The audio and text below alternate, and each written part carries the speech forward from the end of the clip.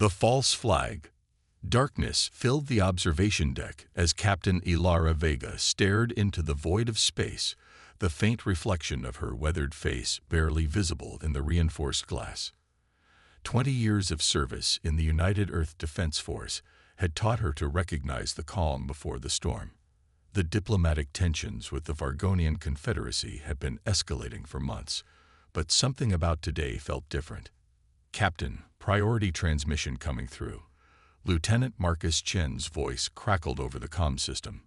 It's being broadcast across all channels simultaneously. Ilara's jaw tightened. Put it through to the main screen. The holographic display flared to life, revealing the towering figure of Supreme Arbiter Krex, the most powerful being in the Vargonian hierarchy. His slate-gray exoskeleton gleamed under ceremonial lights, 6 eyes blinking in perfect synchronicity as his mandibles clicked rhythmically, a sign of controlled rage in Vargonian body language. "Sentient beings of the Galactic Coalition," Krex began, his translator converting the clicks and hisses of his native tongue into the common interstellar language. "For too long, we have tolerated the expansionist ambitions of humanity. Today, we bring forth evidence of their ultimate betrayal." The transmission cut to footage of what appeared to be human warships attacking an undefended Vargonian colony. Buildings collapsed in flames as civilians fled in terror. The unmistakable emblem of the Earth Alliance adorned the hulls of the attacking vessels. "What the hell is this?" Ilara whispered, her blood running cold. The footage continued, showing close-up images of human soldiers firing indiscriminately at Vargonian civilians. Audio recordings played over the visuals. No witnesses. Complete the purge as ordered by Earth Command. Krex reappeared, his posture rigid with righteous fury. The humans have revealed their true nature. They speak of peace while planning genocide.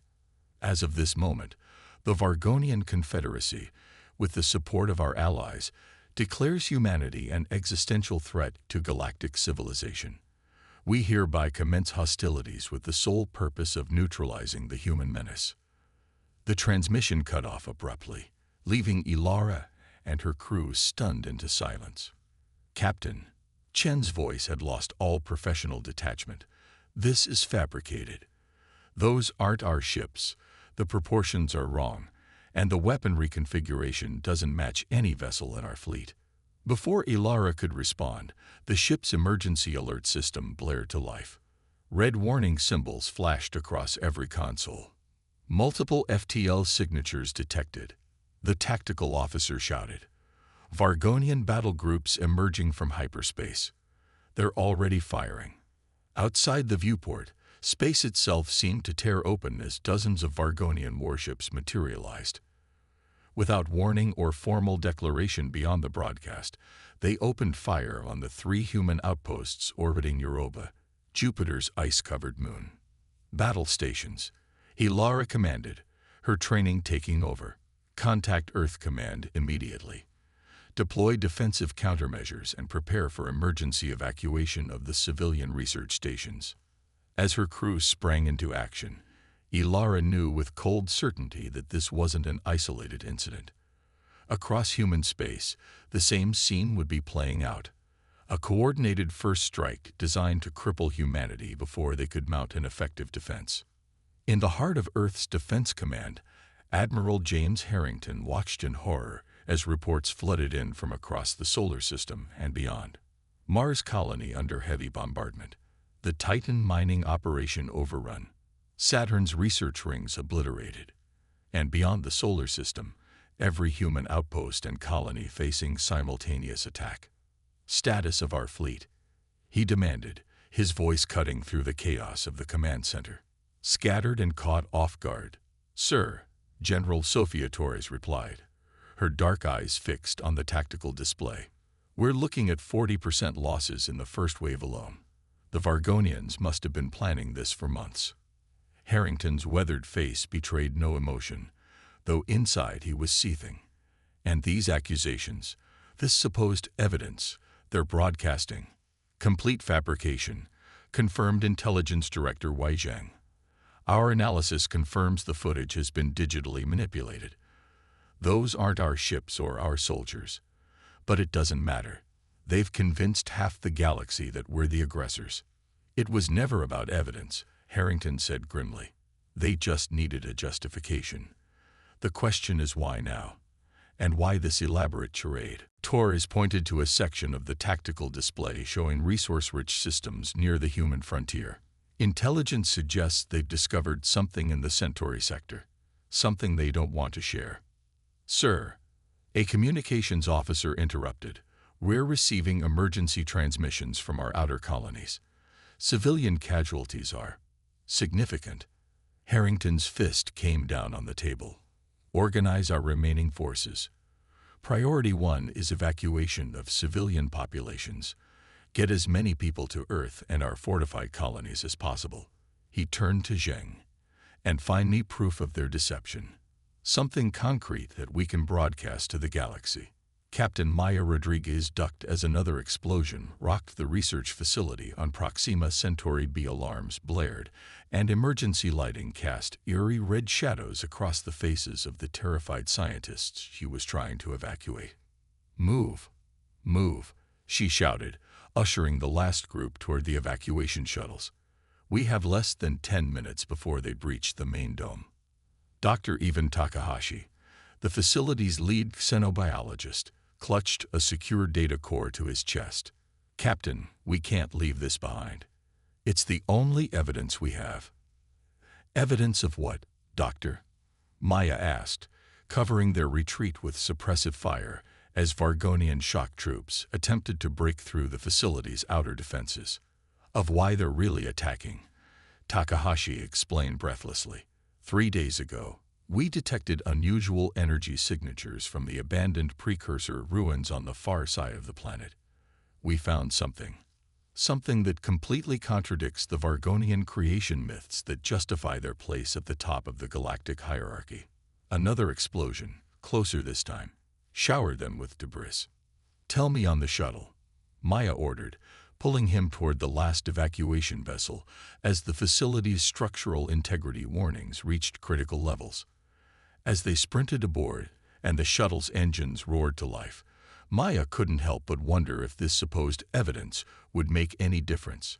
The Vargonians had launched a devastating first strike that had crippled human forces throughout known space. What could one data core possibly contain that would change the course of a war that humanity was already losing? The UEA's Defiant hung in the shadow of Saturn's rings, its stealth systems rendering it nearly invisible against the backdrop of ice and rock. On the bridge, Commander Victor Okafor studied the incoming data with increasing concern.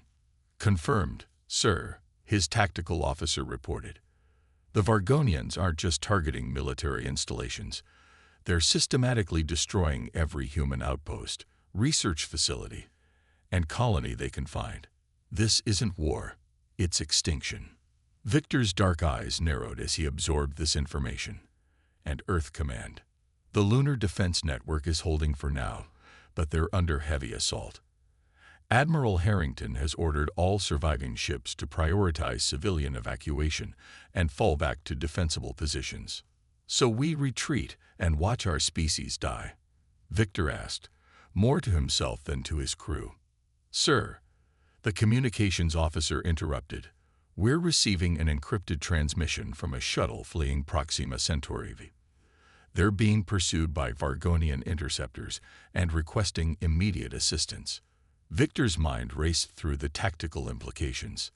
The Defiant was one of the few ships that had escaped detection in the initial assault. Revealing their position could compromise their stealth advantage. But leaving fellow humans to die went against everything he stood for. Plot an intercept course, he ordered. We'll use Saturn's magnetic field to mask our approach. Prepare for emergency recovery and immediate jump to FTL. As the Defiant maneuvered silently through the rings, Victor knew he was potentially sacrificing his ship and crew for a handful of refugees. But something told him this particular rescue might be worth the risk. The shuttle containing Maya Rodriguez, Dr. Takahashi, and 23 surviving scientists shuddered as another Vargonian energy burst grazed their shields. Shields at 12%, the shuttle's AI announced calmly. Hull breach imminent. Maya gripped Takahashi's shoulder. Whatever's on that data core better be worth dying for, Doctor. It's not just data, the scientist replied, his eyes reflecting the emergency lights. It's the truth about the precursors, and proof that the Vargonians have been lying to the galaxy for centuries. Before Maya could respond, the pursuing Vargonian ships suddenly exploded in perfect synchronicity. The shuttle's comm system crackled to life. Unidentified human shuttle. This is Commander Victor Okafor of the UES Defiant. Adjust your course to the following coordinates for immediate recovery. We don't have much time. Relief flooded through Maya as she spotted the sleek silhouette of the stealth cruiser emerging from Saturn's rings. Defiant, this is Captain Rodriguez. We have 25 souls aboard and critical intelligence regarding the Vargonian attack. Request immediate extraction and secure transmission facilities to Earth Command. As the shuttle limped toward the waiting cruiser, Maya watched Dr. Takahashi clutching the data core. Whatever secrets it contained, they would need to be significant to change the course of a war that had begun with lies and might well end with humanity's extinction. Admiral Harrington stood in Earth's Orbital Defense Command Center, watching as the combined Vargonian fleet pushed ever closer to humanity's homeworld. The outer colonies had fallen one by one, despite fierce resistance. Mars held only because of the sacrifice of the Third Fleet, which had been reduced to scattered debris now orbiting the red planet. Time until the Vargonian main force reaches lunar orbit, he asked. 18 hours, Admiral, Torres replied. We've consolidated our remaining ships around Earth, but we're outnumbered 4-1. Harrington nodded grimly. And the civilian evacuation. Underground shelters are at 80% capacity. The deep space evacuation is proceeding, but slowly. We've managed to get about 50 colony ships away to the contingency locations. Enough to ensure humanity's survival, if not its dominance, Harrington thought. But surrender wasn't an option, not when the Vargonians had made their genocidal intentions clear. Sir, Wei interrupted, urgency in his voice. We're receiving a priority transmission from the UES Defiant.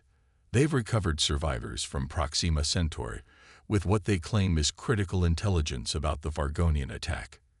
Harrington's eyes narrowed. Put it through. The holographic display flickered to life, showing Commander Okafor standing beside a disheveled scientist clutching the data core. Admiral, Okafor began, this is Dr. Ivan Takahashi. His team discovered something in the precursor ruins that may explain why the Vargonians attacked when they did. The scientist stepped forward, his exhaustion evident, but his eyes burning with purpose. Admiral, we found definitive proof that the Vargonians aren't the chosen inheritors of the precursor legacy as they've claimed for centuries. In fact, the precursors left clear warnings about Vargonian aggression. He inserted the data core into a reader, and the display filled with ancient symbols and energy signatures. But more importantly, we discovered that the precursors left behind defensive systems, powerful ones, keyed specifically to human genetic markers. Systems that could turn the tide of this war. For the first time since the conflict began, Harrington felt a glimmer of hope. Where are these systems located? That's the problem. Sir, Takahashi replied. The main control hub is beneath the surface of Proxima Centauri, the now firmly under Vargonian control. Harrington's mind raced through the possibilities. A frontal assault would be suicide, but a small infiltration team might have a chance.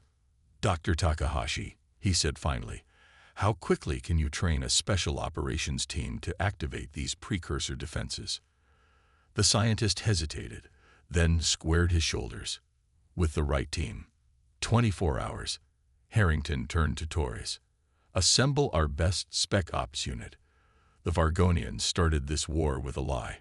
It's time we ended it with the truth. As the command center erupted into renewed activity, Harrington stared at the tactical display showing the advancing Vargonian fleet. They had hours, at most, before Earth itself would come under direct attack. Everything would depend on a handful of soldiers and one exhausted scientist racing against time to unlock an ancient power that might be humanity's last hope.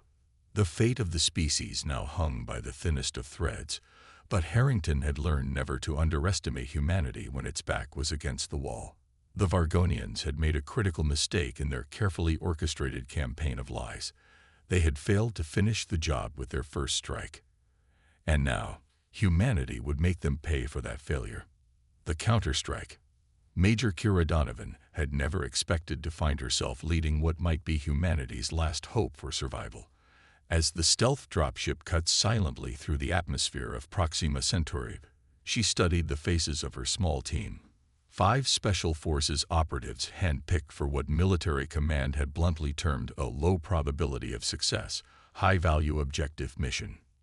"Remember," Dr. Takahashi said, breaking the tense silence, "the precursor facility is buried beneath 2 kilometers of rock. The Vargonians have established a perimeter, but they haven't penetrated the main chamber yet. And you're sure these defenses will work?" asked Sergeant Leon Rivera, the team's demolitions expert, skepticism evident in his voice. Takahashi clutched the neural interface device he'd constructed from precursor schematics. "The technology is designed to respond only to human neural patterns. It's why the Vargonians attacked now. They discovered the ruins and realized what they meant. That humanity was chosen by the precursors, not them." Kira finished the thought. "And that threatens their entire claim to galactic superiority." The dropship shuddered as it hit turbulence, reminding them all of the dangers ahead. Outside the viewport, the scorched landscape of Proxima Centauri stretched below them. Once a thriving research colony, now a wasteland of destroyed habitats and Vargonian occupation forces. 2 minutes to drop zone," announced the pilot. "Thermal scans show heavy Vargonian presence around the main dig site. You'll need to use the underground maintenance tunnels to bypass their perimeter." Kira checked her weapon one final time. "Dr. Takahashi stays in the middle of our formation at all times. Nothing matters except getting him to the control chamber." She looked each team member in the eye. "Earth has less than 12 hours before the main Vargonian fleet arrives. We don't have the luxury of failure." The dropship's stealth systems had gotten them through the orbital defenses, but a ground approach would be detected. Their only advantage was that the Vargonians wouldn't expect a counterattack so soon after their devastating first strike. 30 seconds, the pilot called out. "Dropping you at minimum altitude. Good luck." As the ship's rear hatch opened, revealing the alien landscape below, Kira felt the weight of responsibility settling on her shoulders. Billions of lives depended on what they would do in the next few hours. For Earth, she said simply, and then they were falling through darkness toward the surface of an alien world. Admiral Harrington watched the last of Earth's defensive fleet take position in lunar orbit. Every available ship had been recalled, but it was a pitiful force compared to the Vargonian armada approaching from Mars. "Status of the specialized broadcast package?" he asked, turning to Director Y. "Ready to transmit across all frequencies, sir.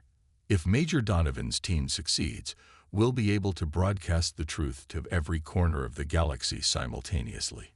Harrington nodded grimly. "And if they fail?" General Torres stepped forward, her expression resolute. "Then we make the Vargonians pay for every inch of Earth they try to take. The underground shelters can sustain several million humans for decades. Enough to rebuild, eventually." The unspoken truth hung heavily in the air. If the Vargonians took Earth, there would be no rebuilding. They had demonstrated their commitment to complete eradication at every human colony they'd overrun. "Sir," a communications officer interrupted, "we're receiving a transmission from the Nexilian Confederation." Harrington raised an eyebrow. The Nexilians had remained neutral thus far, despite their long-standing trade agreements with Earth. "Put it through." The holographic display flickered to life, showing Ambassador Trell, a tall, slender being with iridescent skin that shifted colors with his emotions, currently a cautious amber.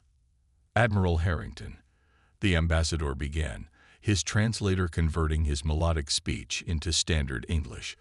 The Nexilian Conclave has been monitoring the conflict between humanity and the Vargonian Confederacy with great concern. Concern hasn't stopped the slaughter of millions of human civilians, Harrington replied coldly.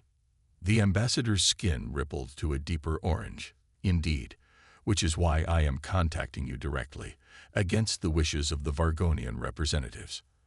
Our analysis of the footage used to justify this war has revealed inconsistencies that suggest fabrication.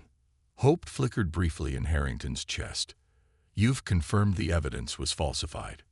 We have questions, Trell replied carefully, but no definitive proof that would sway the Galactic Coalition. The Vargonians' influence runs deep. Harrington leaned forward. Ambassador, we may soon have that proof. If I provide it to you, will the Nexilians stand with humanity?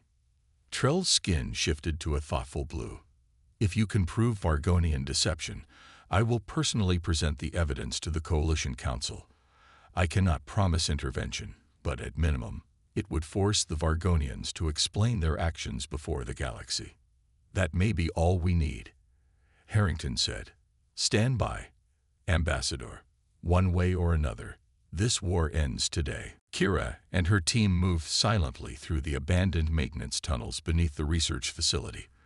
The air was stale, emergency lighting casting long shadows as they progressed deeper into the complex.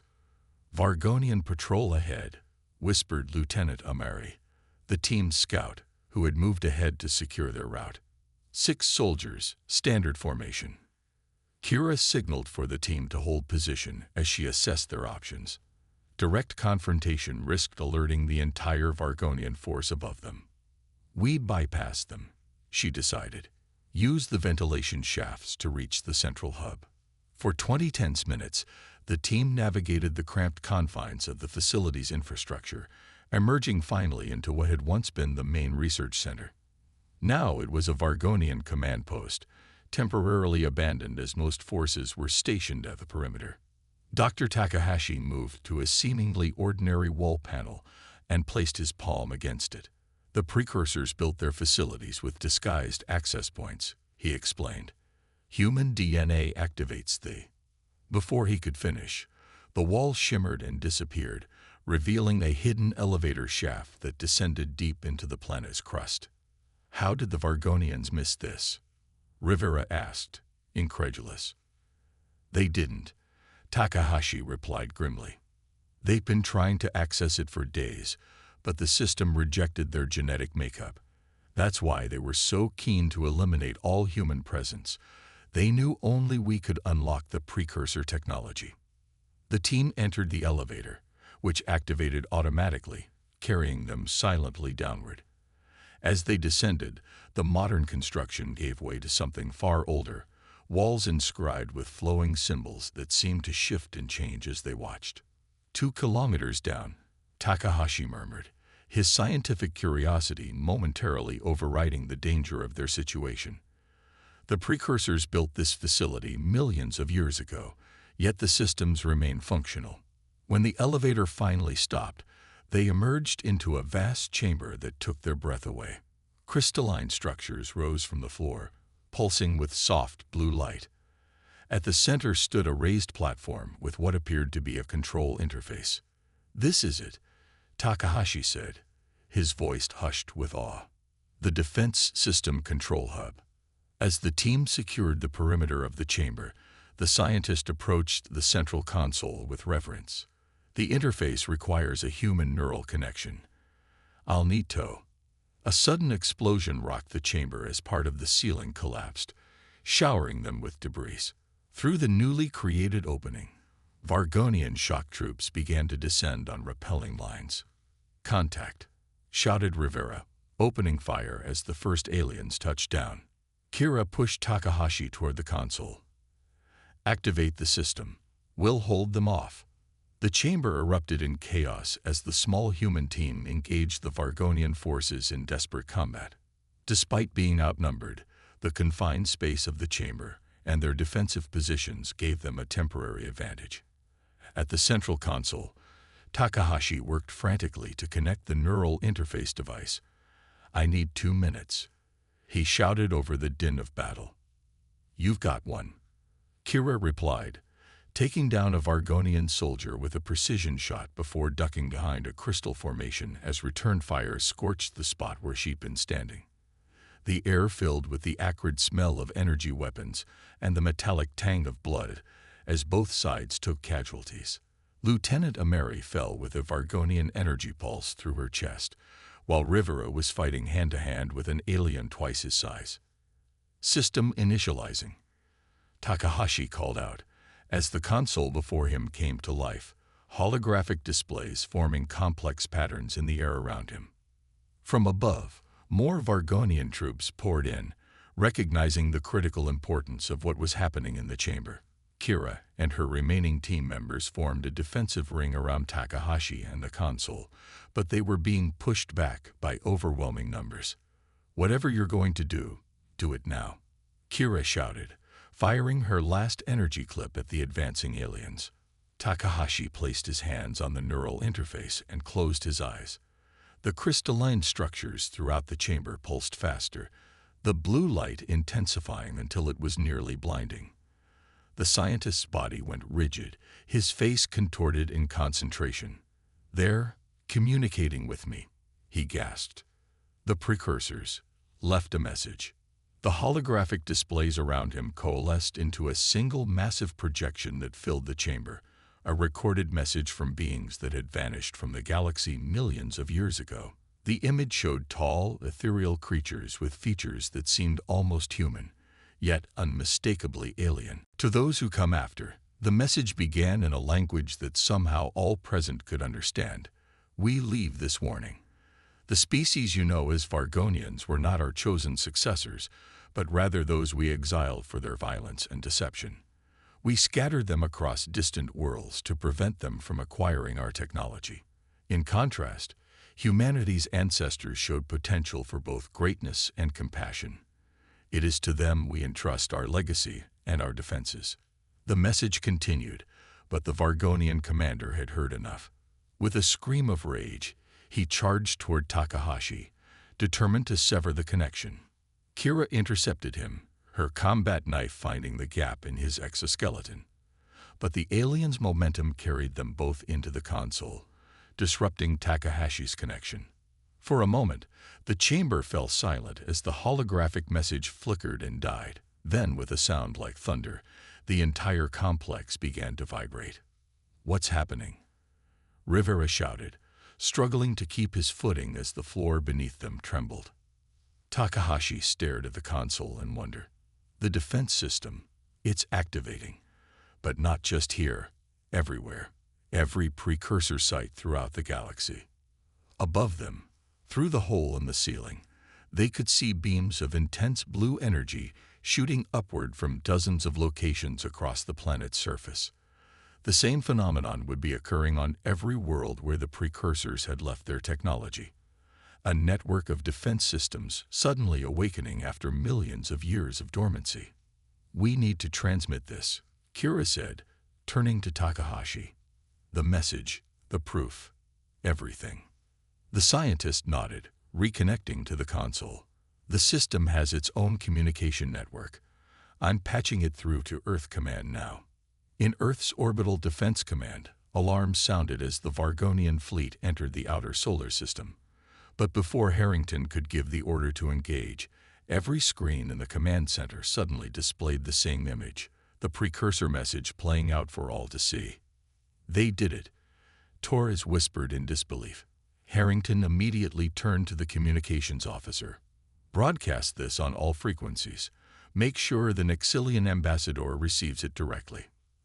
Across the galaxy, on thousands of worlds, the truth of the Vargonian deception was revealed. The species that had claimed divine right to rule based on their supposed connection to the precursors was exposed as the very race the ancient beings had exiled for their treachery. On the Vargonian command ship approaching Earth, Supreme Arbiter Krex watched in horror as his carefully constructed narrative crumbled before his eyes. More disturbing still were the reports flooding in from across Vargonian space, On every world where they had built their cities atop precursor ruins, energy beams were now cutting through their ships, disabling their weapons, and neutralizing their technology. "This changes nothing," he hissed to his commanders. "Proceed with the attack on Earth. We will eradicate the humans before the rest of the coalition can respond." But as the Vargonian fleet prepared to make their final approach to Earth, they were met not by the remnants of human defenses, but by a gathering armada of ships from across the galaxy, Nixilian, Phaedron, and a dozen other species that had witnessed the broadcast and recognized the magnitude of the Vargonian deception. Ambassador Trell's voice came through on all frequencies. "Supreme Arbiter Krex, by authority of the Galactic Coalition, you are ordered to stand down immediately. Your attack on humanity was predicated on falsified evidence, and you have been judged in violation of Coalition law." Trapped between the awakened precursor defenses and the gathered ships of the Coalition, the Vargonian fleet found itself without options. Some vessels attempted to flee, only to be disabled by precisely targeted energy pulses from the precursor technology. Others surrendered, their crews abandoning the genocidal mission that had been built on centuries of lies. 3 days later, Captain Ilara Vega stood on the observation deck of the newly commissioned UES Phoenix, watching as Coalition peacekeeping ships escorted the captured Vargonian vessels away from Earth orbit. The cost had been staggering, millions dead, dozens of colonies destroyed. But humanity had survived. "Captain," Lieutenant Chen called from behind her, "Admiral Harrington requests your presence in the memorial ceremony." Ilara nodded, taking one last look at the stars before turning away. The galaxy had changed fundamentally in the past week. The Vargonian Confederacy was being dismantled, its leadership facing justice for war crimes and centuries of deception. More importantly, humanity had found its place among the stars, no longer isolated outsiders, but recognized inheritors of the precursor legacy. In the command center on Luna, Admiral Harrington greeted the surviving members of Major Donovan's team with solemn respect. Kira, still bandaged from her wounds, stood at attention alongside Rivera and the 2 other survivors. "Your actions saved not just Earth, but potentially all sentient life in the galaxy," Harrington told them. "The precursor technology you helped activate has been dormant for millions of years. According to Dr. Takahashi, it was designed as a fail-safe against exactly the kind of aggression the Vargonians demonstrated." "What happens now, sir?" Kira asked. Harrington gestured to Ambassador Trell, who stepped forward, his skin glowing with a peaceful blue hue. "Now, Major Donovan, humanity takes its place on the Coalition Council," the ambassador explained. "The precursors left their technology in your care for a reason. They saw in your ancestors the potential for both strength and wisdom, qualities the galaxy will need in the times ahead." As the ceremony concluded and the rebuilding of human civilization began, Ilara found herself back on the observation deck, this time joined by Dr. Takahashi. "Do you think we'll live up to it?" she asked him. "The responsibility the precursors left us." The scientist considered the question carefully before answering. "They didn't choose us because we were perfect, Captain. They chose us because we keep trying to be better." He gestured to the stars visible through the viewport. "And now we have the chance to prove them right. Out there, among the countless worlds spinning through the vastness of space, humanity would forge a new path, not as conquerors like the Vargonians had been, but as guardians of a legacy entrusted to them by beings who had seen in humanity's distant ancestors the spark of something worth preserving. The war that had begun with lies had ended with truth, and in that truth, humanity had found not just survival, but purpose. As reconstruction ships moved among the debris of battle, beginning the long process of healing the wounds of war, the message of the precursors continued to echo across the stars, a reminder that even in the darkest moments, when extinction seemed inevitable, hope could be found in the most unexpected places. The Vargonians had declared war to erase humanity from the galaxy. Instead, they had only succeeded in revealing humanity's true potential, not just to survive against impossible odds, but to emerge from the crucible of conflict stronger and more united than before. And as the first diplomatic envoys departed Earth for the coalition homeworlds, carrying with them the knowledge and wisdom unlocked from the precursor archives, the galaxy prepared to enter a new era, one shaped not by deception and violence, but by the unique blend of resilience, ingenuity, and compassion that had allowed humanity to face extinction and emerge victorious. For in the end, the greatest weapon in humanity's arsenal had not been the ancient technology they had unlocked, but the qualities that had made them worthy of that technology in the first place. The unwavering determination to stand against impossible odds, the courage to sacrifice for others, and the wisdom to seek truth even when confronted with overwhelming deception. The stars beckoned, and humanity answered, not as conquerors, but as guardians, not as victims, but as victors who had learned from their trial by fire and emerged ready to face whatever challenges the universe might hold.